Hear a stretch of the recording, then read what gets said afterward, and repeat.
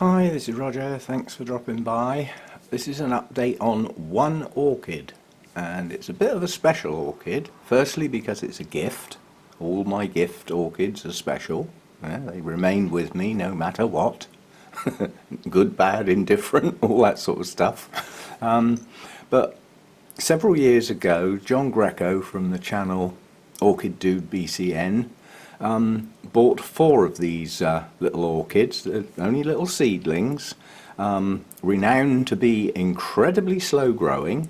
One, I can agree with that, certainly in my environment, and basically can literally take 8 to 10 years, depending on environment, growing conditions, to get to blooming size, which is a hell of a long wait.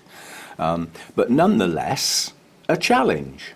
Yeah, so basically we'll have a quick look at this particular orchid. It's a very rare orchid. It certainly doesn't come up for sale very often, and I believe it's incredibly scarce in the wild as well.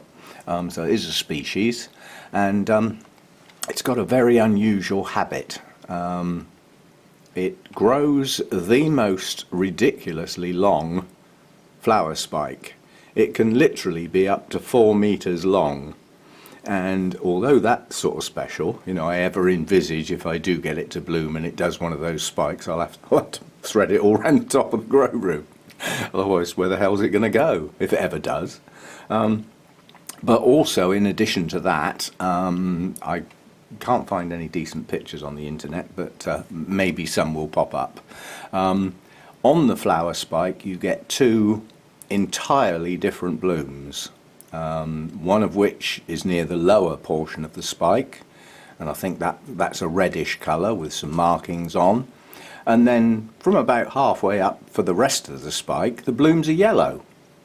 And I remember when I said this before, some said, oh, they're male and female flowers. Well, they're actually not, because both the red flowers and the yellow flowers have been seen with seed pods. Yeah? So they're not male and female flowers, it's just a weird thing.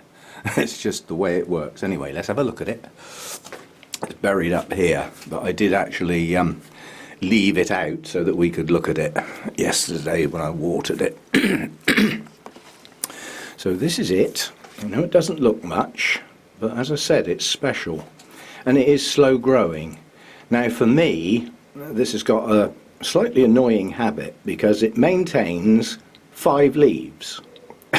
So every time it grows a new one, it seems to want to drop one of the old ones. But the leaf that it dropped this time was in the depths of winter. You can see where it was there. And it is currently growing a new leaf. Now, I've got a little bit of coloration on mine. Yeah. They need incredibly good light. I mean, it's a Vandaceous type of orchid.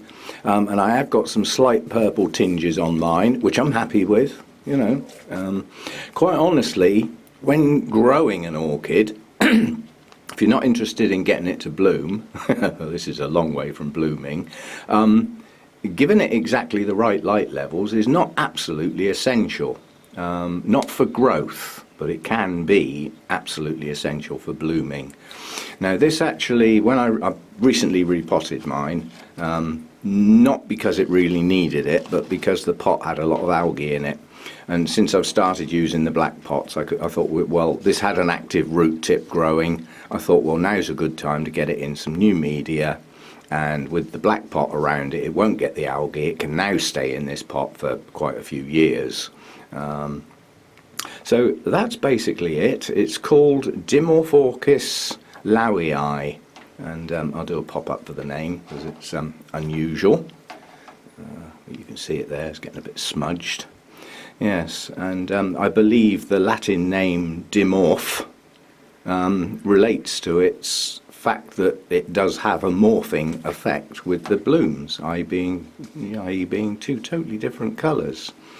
So the theory is that today, sometime today, John Greco bought 4 of these, one for himself, one for Rachel, one for Dani, and one for me. They were all virtually identical. You could have stood them all next to each other and they would have all looked the same. The difference is that all 4 of us have totally different growing environments. Rachel's in Ireland. They get a lot more wet weather than we do in the UK. Wet weather equals duller weather, so probably lower light levels than I would get. I'm growing mine in a grow room. Rachel, I believe, she may put hers in the greenhouse, but otherwise it's in the house. Yeah, so that's a different environment. Mine's on the south coast of the UK. We get quite a bit more sunshine than Rachel would get. But then you move on to where John is. He's in Barcelona. Now, they get a lot more nicer weather than we do here. That's why half the world goes on holiday there.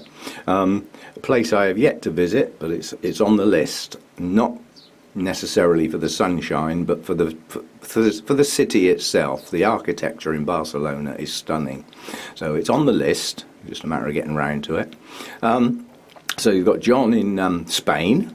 And then you've got Dani in Cyprus, you know, Mediterranean type environment. So hotter, you know, longer days, more sunshine, more days of sunshine. So 4 entirely different environments. So hopefully the others will manage to do their video. And the idea is that all 4 of us, hopefully, are going to do an annual update. We managed it last year. And I gathered the 4 videos together last year and put them in a playlist. So I'll put a link to that playlist so that you can see the 4 plants as they were around this time last year. And then hopefully if all 4 videos come up this year, I'll do the same again and gather them together. So we start keeping a sort of record. But this is an incredibly slow grower. The one thing I will say is that this is the largest leaf it's ever grown, and I was well pleased with that. And I'm hoping that this latest new leaf, because of the time of year it's growing, should be equally as big. You know, the larger the leaves get, the more strength goes into the plant. On mine, I seem to get 1 new root a year at the moment, and so far none of those roots have actually branched. They do grow quite long, you know, they do go right round inside the pot, but so far I haven't seen a branch on any of them.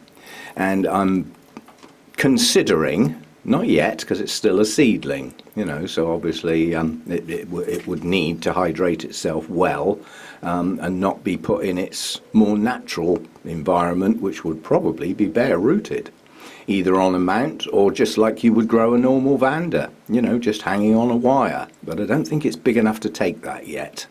But that's for the future. Certainly for the time being, it's staying in its pot. It's in large bark.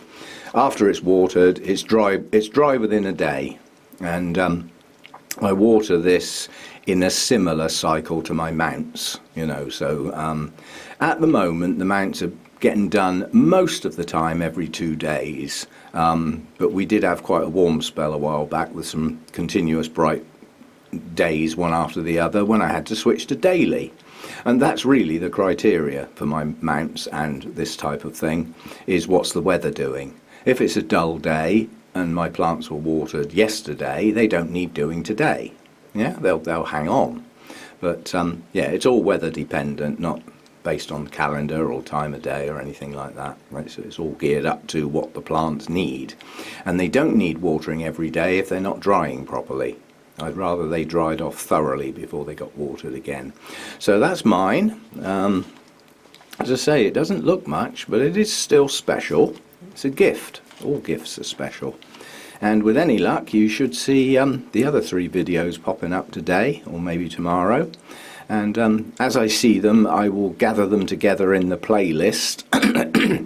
They can go in the same playlist, so the playlist will be in the description of this video, and that will give you the 3 other videos as well as mine from last year, which I think was about March, something like that, but about a year ago anyway. And then hopefully we'll keep this going. As long as the 4 of us are still making videos, then hopefully we can do this each year. And there's an ulterior motive as well. Although John suggested that we do this set of 4 videos again, and then I contacted the others to sort of organise a date, which is today. What I'm hoping is that because John's now got to get his camera out and do a video, that it might actually bring him back to YouTube. Wouldn't that be nice? I mean, Rachel, myself and Dani post regularly, you know, but John's sort of gone missing for a bit. At one point I thought he'd left the planet or something, because he just totally went missing. There could be very good reasons for it, and maybe we'll get to hear them in his video. But I'm sure he's still got his orchid collection, so, you know, maybe a major update's on the cards to get him back on the horse, as they say. Anyway, that's mine. It's doing okay. I can't say it's doing marvellously, but it's doing okay. And at the moment, the progression is one new leaf and one old leaf drops off. And once a year, we get a new root. So it is very slow progress. See you next time. Thanks for dropping by.